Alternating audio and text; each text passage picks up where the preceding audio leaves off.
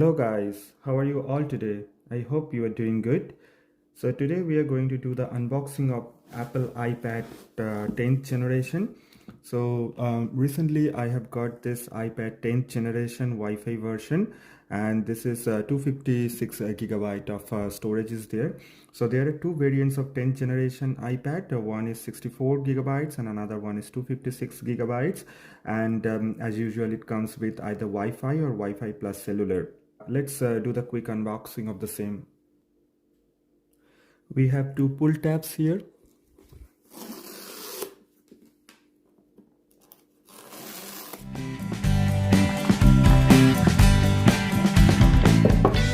this is the iPad. Let's keep it aside for now.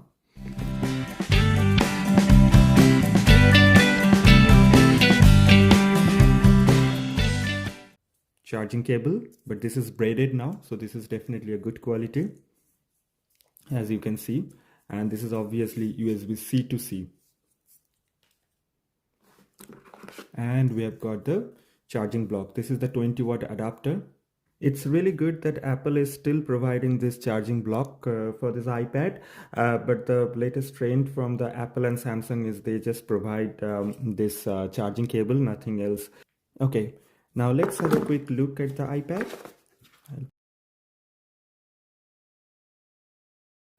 This year Apple has come up with different colors. So this year's 10th generation iPad comes with pink, blue, yellow and silver. So I have got the pink one.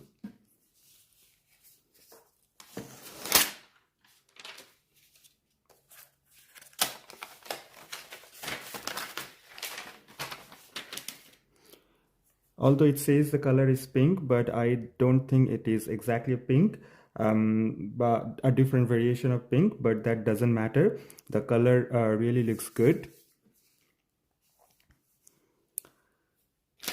So this year we have a bit of change for the button position. So here we have two speaker grill on the top, and on the bottom we have the touch sensor here. So this will be used to unlock your iPad. We have the volume up and down button here, and we have the smart connector here. So for your to charge your pen or to connect any keypad with this iPad.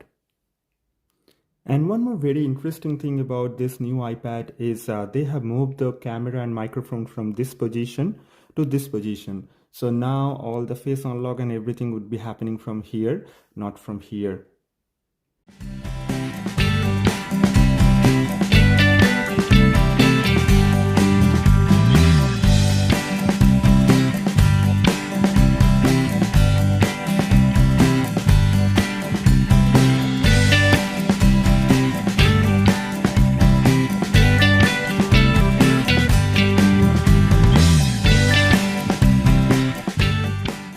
Let's set up the device now.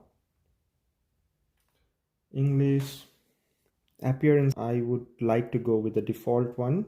I just connected with my Wi-Fi.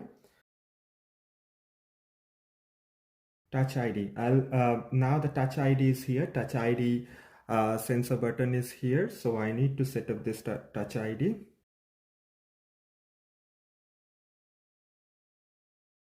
I need to create a passcode. I need to log in with my Apple ID. It's now signing in. I would continue, set up the location services, and I would configure the Siri. Siri, how's the weather? Hey Siri, send a message.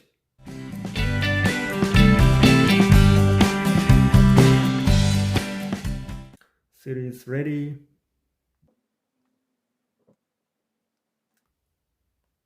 I would like to go with the dark theme. And now, welcome to the iPad. It is running iOS version 17.5.1, and this is the 10th generation of iPad.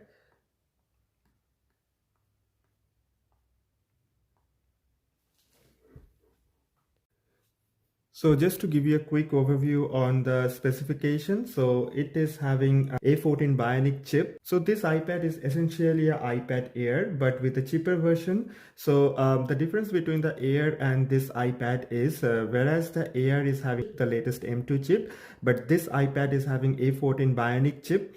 And this is having 12 megapixel wide camera. It can record 4K video, and landscape, it is a 12 megapixel ultra wide front camera is there. It supports Apple Pencil, but this would be the first generation pencil. It supports Magic Folio as well.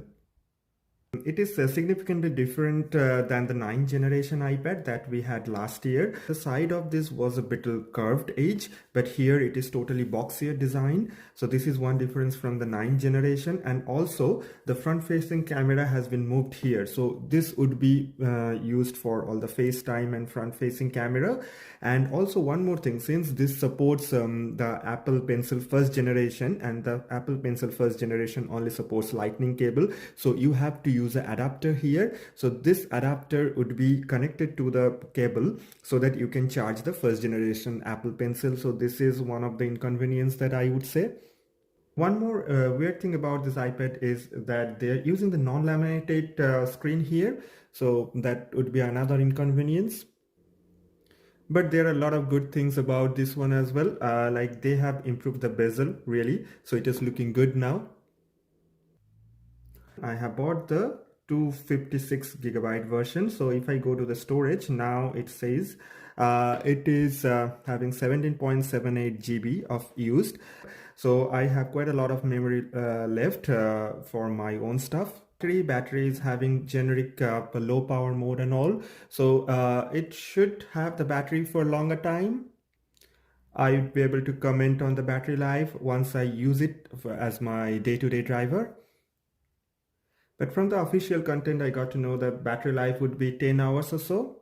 Now, if we want to talk about whether this is worth the money or not, I would say yes, because if somebody needs an iPad, that might not be a pro one, might not be having all the pro features, but they need a modern looking iPad with the features like using Apple Pencil and Magic Folio and all, they can definitely go for it. So if you want to do a lot of stuff like installing a lot of application, you need a good chip, then you need to go to the pro version. But if your target is to just read some of the newspapers, watching videos and do some generic stuffs like checking Facebook or WhatsApp or whatever it is, then you can definitely go for this one. So I would say this is the price tag is fine.